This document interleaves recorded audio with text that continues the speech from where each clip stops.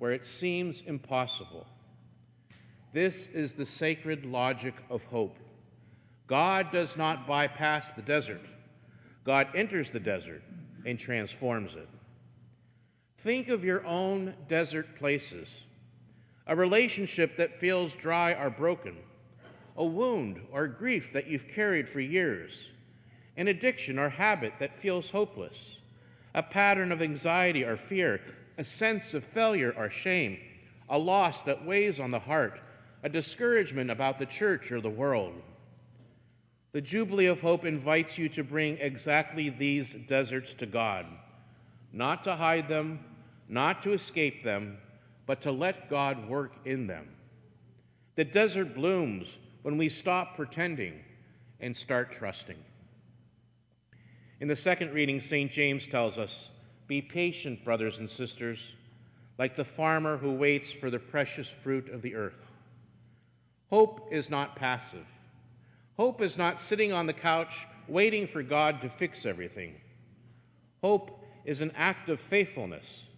It's a steady decision to keep praying, to keep loving, to keep forgiving, to keep believing, even when the results are not visible. A farmer doesn't dig up the seed every day to check on its progress. The farmer trusts the process. The farmer does what he can and then leaves the rest to God.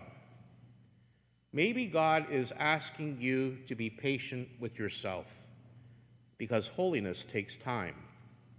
Maybe God is asking you to be patient with a family member, trusting that grace is working.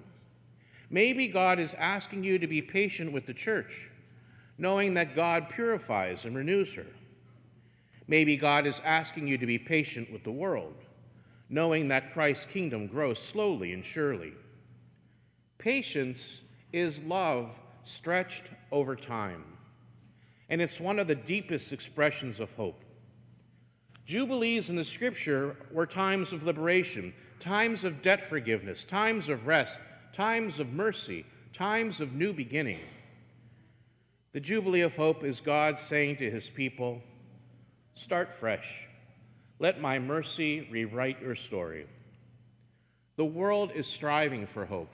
Families are fractured. Young people battle anxiety, identity, confusion, and loneliness.